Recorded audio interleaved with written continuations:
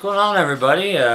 Man Cave here, and this is a extremely exciting day for me because not only is this a brand new release, but I'd never expected that literally I'd order on a Sunday and get it on a Wednesday, and usually it would be in, since it came from Tower, it would be in a Tower box. This came straight in a Tamiya box. And you guys know that I had, what was it? The Night Hauler, the King Hauler, the Freightliner, and I had the tank trailer, 2 flatbeds, and I got rid of the King Hauler, the Night Hauler, and the Freightliner. And we do know, or for those of you that don't know, Freightliner teamed up with Tamiya to do a exact licensed, for the first time ever, licensed, I mean as far as United States American trucks go, the first actual licensed semi-truck. So without further ado, I'm going to step aside and let you guys bask in the glory that is the Freightliner Cascadia Evolution. Now, I've seen a lot of running videos of these trucks, but I've yet to see an unboxing video, so we're going to do one. Now, as standard with all Tamiya semis, they're a 3-speed transmission. The differentials are open, but you can use silly putty, hot glue, or if you want to permanently lock your axles, you can use JB Weld on the splines, but I would recommend putting silly putty or hot glue in the spools, so that way you can change it if you want to. Now this one is set up, obviously being the Cascadia, that is Freightliner's biggest selling over-the-road truck. So there's plenty of room for this one to have an MFU put in it. And maybe this time I'll stick with it and actually throw an MFU in one, but I don't like running a dual stick radio. So let's break this kit down. First off, I must say this is the largest cab I've seen. This is longer than my Freightliner, or not Freightliner, my Night, and it's sitting over there. Actually, no, let's do a little comparison. Let's compare the size of cabs. This cab here, you guys might remember. This was the very first Freightliner that was painted. Why do I keep saying Freightliner? Dang. This is my very first Night Hauler that I had done in yellow, then changed the paint around. We're gonna stack it up, and the Cascadia just barely edges out the old Night Hauler cab, which don't have a Night Hauler. We're going with the new style. This is only part of it. So we've got the main part of the cabin. Then of course we've got the sleeper top for it. So there's some height to it. And then also with that there will be a bumper piece for it. We've got our interior seats, and it's supposed to have the most detailed console ever. So I'm thinking this time around I'm actually going to go in and probably hand paint the entire interior on it, because this time, like I said, I'm going to try and pull out all of the stops. We got our standard Tamiya plastic wheels. Not really a big fan of those. Nor am I a big fan of these hockey puck tires. They're not really scale looking, they're hard, no foam. So, even though they're not here yet, I'm going to use these basically just for mock-up. I've got a set of Energy, I believe they're Type 2. I'm pretty sure they're Type 2, but the Type 2 aluminum wheels, duals for the rear, 2 sets. And then the steer tires. Got those in aluminum with some highway, more appropriately highway tread tires than these. A little bit wider and they all have foams in them. This parts tree is basically the glass. We have a front windshield, the windows, sleeper compartments. We've got our chrome tree, which holds the actual Freightliner grill, headlight bezels, mirrors, all that good stuff. Something that's nice, even though you're not going to see it, is the fuel tanks. Even though all the other ones are chrome, these ones have like a brushed look to them. You're not going to see these because the Cascadia has a lower fairing piece that's underneath that streamlines everything for aerodynamic purposes. And as we get into this one, here are the back sides of the fairings. The lower cowlings, it's got the trim pieces, the front bumpers in here, along with a lot of the chassis components. This is going to be one of the first bags getting open. This is going to be putting the frame rails together. Now, I might be right and I might be wrong, but I do believe these are the longest frame rails I've seen yet. I think this is the longest one. If I still had all three of them put together, this is definitely longer than the King Hauler. I forgot, I also had the Aeromax too. I can't forget about that one. I've owned all four of the Americans. The King Hauler, the Night Hauler, the Globeliner, and the Aeromax. Which I have the Aeromax back. It's a 8x8 now, but we're not going to jump on topic. Inside of this little magic box here, we've got our lenses, amber lenses, transmission parts, which you guys know. If you don't know, I've got a tutorial video, you're going to have to dig through my history, showing how to completely assemble one of these 3-speed transmissions. I've got it down to about a 20-minute job. Some more light covers, more chassis pieces, fifth wheel, steering arms, basically just more plastic. And then we move into the good box. If I can get it open. They used some extra heavy duty tape on this one, and I've buried my X-Acto knife somewhere. This obviously is always the metal parts bag, and with all semi-kits they come with the standard 27 turn silver can. This is a Mabuchi motor. This is one of the good ones. I run these in a lot of my scalers, believe it or not. So we've got all our bags from A to, I believe it's just going to go to F. And as always, you've got your main propeller shaft, which is probably, I've got a Punisher shaft laying around. I might change this out to a Punisher shaft if it's the correct length, which I'm thinking it will be. So that'll be one of the upgrades, because it seems to be that you lose running the stock dog bone configuration, well, ball cup and dog bone from the shaft. It seems to kind of want to jerk when you're in between gears, so I'm hoping to eliminate that. So we've got all our metal parts here. We've got our differentials, our transmission shift linkage, wow, this is a first. I've never seen this before. There's a little tiny screwdriver in there. I don't know if you guys can see that orange handle or not. But we've got some different stuff with this one.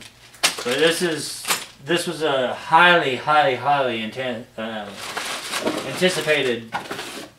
When I first saw that they had this slated to come out, I was absolutely ecstatic about it. Because not only because it's officially licensed, but the fact that it's an actual no knockoff where like, oh, well, that looks like a Freightliner, but it's not. This truly is a Freightliner. Now, for those of you, this is the boring part. So those of you that have already know about semi-trucks or any of that, you can stop watching now. I'm going to go into a little bit about those who don't know about these. As I said before, they're to a servo-controlled constant mesh 3-speed transmission, which is really nice. The servos sit up front, and you've got a shift linkage, and then you've just got a steering link that comes straight up just like an SCX or a Wraith or whatever. It's leaf sprung suspension, ladder frame chassis, highly detailed body, front mounted motor and rear wheel drive, custom plated wheels, semi-pneumatic tires, coupler unit for separately available semi-trailer, because yes, none of these trucks do come with trailers. It's a ready to assemble precision model kit, of course. But what I really like is with the 3-speed, they tell you to run a 4-channel transmitter. I run mine off a Spectrum DX3C. Any 3-channel radio is perfectly capable of running this radio if you're not using the MFU. Because they're telling you a self-neutral stick type lever with 4-channel trims. No. You can use an SR300 receiver and a DX3C radio or DX3R, or if it's Tamiya 3-channel, or even a FlySky GT3B radio.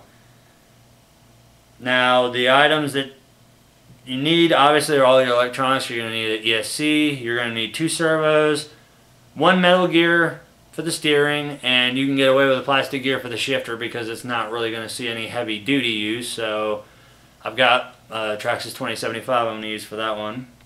You need a battery, remote receiver, blah blah blah. But what's nice here is they actually give you the gear ratios. So in low gear, which is first, you have a 1 to 32.49 gear ratio. Second gear, you've got a 1 to 17.66 ratio. And then top gear, you have a 1 to 10.66. So that steps down pretty good. Now, separately available, you can buy the motorized support legs for the trailers. And if you buy the MFU unit, that comes with the soundboard, comes with the whole vibrating, well,